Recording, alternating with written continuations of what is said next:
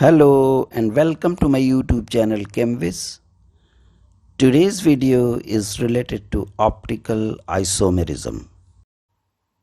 In this, we will discuss the following points: plane polarized light, optically active compounds, optical isomerism, criteria for a molecule to be optically active, chiral center, enantiomers, diasteriomers, and Meso compounds. Let's take one by one. First is plane polarized light. Suppose we have a source of light. The light is propagating from left to right. Light is an electromagnetic wave. An ordinary light from any source, be it natural or artificial, oscillates in an infinite number of planes at right angle to the direction of light.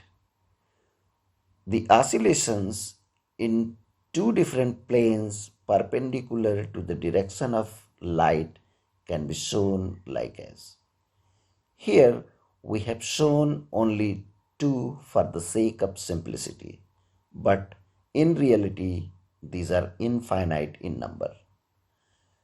If we look from this side, then the oscillation of light wave will be simpler and can be shown like as. Here, the double-headed arrows of different colors are the planes of oscillation. This ordinary light, which has oscillations in infinite number of planes perpendicular to the direction of propagation of light, is called unpolarized light. When an unpolarized light is allowed to pass through certain devices called polarizer, the transmitted light has oscillation only in one plane. Rest of the oscillating vectors are not allowed to pass through the polarizer. The light which has oscillation only in one plane perpendicular to the direction of propagation of light is called plane polarized light. Optically active compounds. When a plane polarized light is passed through a solution of certain compound, the plane polarized light is rotated towards the right or left. The compounds which rotate the plane of polarized light are called optically active compounds. The compounds which rotate the plane of plane polarized light towards the right are called dextrorotatory, and those which rotates the plane of plane polarized light towards the left are called levorotatory. Dextrorotatory is indicated by plus sign or a small d, while levorotatory by a minus sign or small l. Optical isomerism. Compounds having the same molecular formula and the same connectivity between atoms and groups but different behavior towards the plane polarized light are called optical isomers, and the phenomenon is called optical isomerism. Criteria for a molecule to be optically active. For a molecule to be optically active, it should be chiral, that is, it should be non-superimposable on its mirror image. For example, lactic acid. One of the isomers can be drawn like this. If we put a mirror, this will be the mirror image of this isomer. Non-superimposable on its mirror image means if we put mirror image of a molecule over it, it doesn't completely cover it. In this case, If we put the mirror image over the original molecule, we can see that these are non-superimposable. Therefore, the lactic acid is a chiral molecule. The molecule shown on the left side of the mirror has S configuration, so it is called S-lactic acid. It rotates the plane of plane polarized light towards the right, so it is called plus lactic acid or small d lactic acid. It is also called capital L lactic acid. The isomer shown on the right side of the mirror has R configuration, so it is called R lactic acid. It rotates the plane of plane polarized light towards the left, so it is called minus lactic acid or small L lactic acid. It is also called capital D lactic acid. For a molecule to be optically active, it may or may not have a chiral center. For example, this biphenyl doesn't have any chiral center, but it is optically active due to the presence of chiral axis. The third and last point is that an optically active molecule doesn't have any plane of symmetry. For example, L-tartaric acid and mesotartaric acid both have two chiral centers, but L-tartaric acid is optically active because it has chiral centers and doesn't have any plane of symmetry, while mesotartaric acid is optically inactive as it has plane of symmetry that makes it achiral. Chiral center: boron, carbon, nitrogen, silicon, phosphorus, sulfur, etc. act as chiral centers if they have certain substitution pattern. Boron, carbon, and silicon are said to be chiral centers if they have four different atoms or groups attached to them. The general structure can be drawn like this, where X is boron, carbon, or silicon, and A, B, C, and E are different atoms or groups. These are the examples of molecules having boron, carbon, and silicon as chiral centers. Nitrogen, phosphorus, and sulfur are said to be chiral if they have four different atoms or groups attached to them. Quaternary ammonium salts with four different substituents are nitrogen, phosphine oxide with three different substituents, and sulfoxamine with two different substituents on sulfur are the example of this type. Nitrogen, phosphorus, and sulfur are said to be chiral even if they have only three different atoms or groups attached to them. Here, lone pair is considered to be the fourth substituent. Amines with three different atoms or groups attached to nitrogen, phosphine with three different groups attached to phosphorus, and sulfoxide having two different groups attached to sulfur are the example of enantiomers. Enantiomers are defined as optical isomers which are mirror images of each other. In terms of absolute configuration, the two enantiomers have opposite configuration on each and every chiral center. For example, L-lactic acid and D-lactic acid. They have the same molecular formula, same connectivity of atoms and groups, but rotate the plane of plane polarized light equal in magnitude but opposite in direction. So they are optical isomers. We can see here that they are mirror images of each other. So they are enantiomers.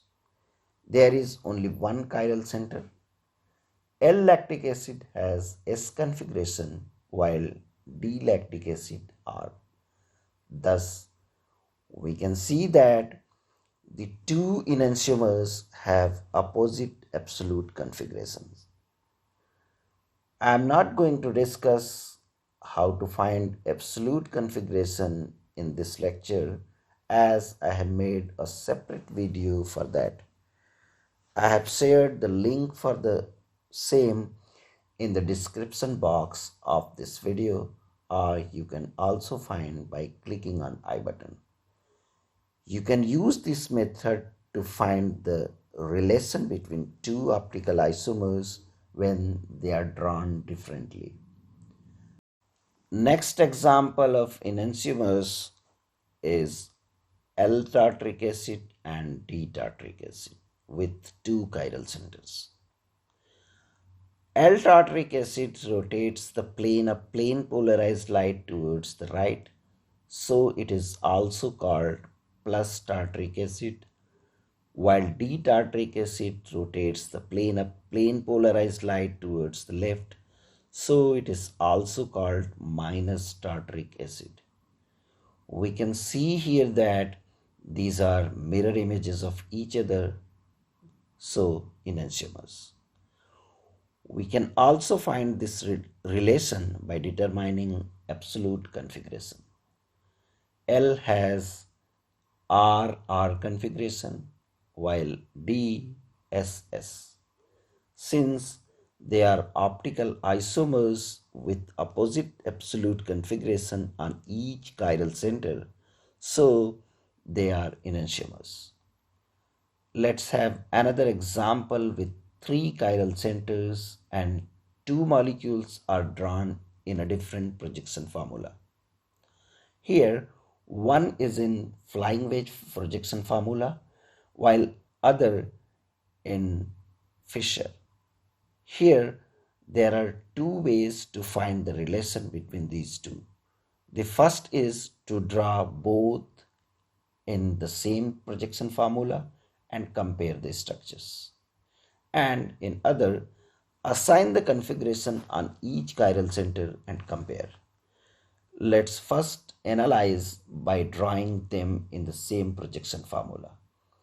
Let us convert molecule drawn in perspective formula to Fisher. Then it will become like this. Now we can see that these two are mirror images of each other. So these are enantiomers. In the second method, we will assign the configuration on each chiral center. The configuration in the left side compound are 2R, 3S and 4R, while in the right side compound it is 2S, 3R, 4S. Here we can see that these two have opposite configurations on each chiral center, so they are enantiomers. Let's have two cyclic structures. They are drawn in the same fashion. It is clearly visible that they have opposite configurations on each chiral center, so they are enantiomers. In other way, if we rotate the right side structure about this axis through 180 degrees, it will be this structure. Now we can see that these two are mirror images of each other and thus enantiomers. If we talk about absolute configuration, left side structure has RR while right one has SS. Since they have opposite configuration on each chiral center, so they are enantiomers. Diasteriomers. Diasteriomers are defined as stereoisomers including both the geometrical and optical, which are not mirror images of each other.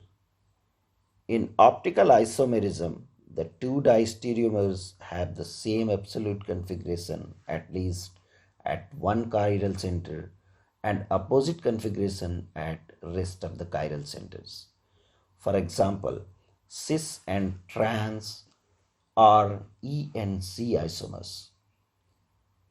In this, we will take the example of cis-2-butene and trans-2-butene. In terms of E and Z nomenclature, cis-2-butene is Z while trans is E. One thing which is to be noted here is that there is no correlation between cis-trans and E and Z. This means that cis can be E or Z and so as the trans. Here we can see that these two are stereoisomers and not the mirror images of each other. So these are diastereomers. Example of diastereomers in optical isomers with more than one chiral centers. First example of this type is pair of L-tartaric acid and mesotartaric acid. Here we can see that these are optical isomers but not the mirror images of each other. So these are diastereomers. We can also find this relation by assigning and comparing the absolute configuration on each chiral center.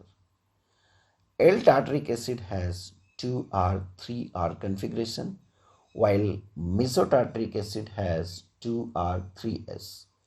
Here we can see that both have the same configuration at C2 but opposite on C3. So these are diastereomers. Similarly, D-tartaric acid and mesotartaric acid are also a pair of diastereomers. Another example is pair of D-glucose and D-aldose. It is clearly visible that they are optical isomers but not the mirror images of each other. We can also draw the conclusion by comparing the absolute configurations. Here we can see that they have the same configuration at C4 and C5 and opposite configuration at C2 and C3. So they are diastereomers. Minus menthol and isomenthol. These are also optical isomers but not the mirror images of each other. So these are diastereomers. If we look at the configurations, both have the same configuration at C1 and C2 and opposite configuration at C5. So these are diastereomers. Now let's have one more pair of optical isomers to find relation. Here, one molecule is drawn in Newman projection while other in Fischer. So first convert Newman to Fischer and then compare. The Fischer projection of the molecule drawn in Newman will be like this. Here, I am not going to discuss how to convert Newman to Fischer, as I have uploaded a separate video on this topic. The link for the same can be found in the description box of this video. Now we can see that these are not mirror images of each other and thus diastereomers. We can also find this relation by comparing absolute configuration. Here on C2 they have the same configuration, while on C3 they have different. So they are diastereomers. Meso compounds. These are defined as achiral compounds with more than one chiral centers. Since they are achiral, so they are optically inactive despite having chiral centers. They have plane of symmetry. For example, meso tartaric acid. In this molecule, we can see that there are two chiral centers and this is the plane of symmetry. This is the example with three chiral centers. This is the plane of symmetry. So this molecule is also a meso compound. Cis 1,3-dimethyl cyclohexane. It has two chiral centers and a plane of symmetry. So this is a meso compound.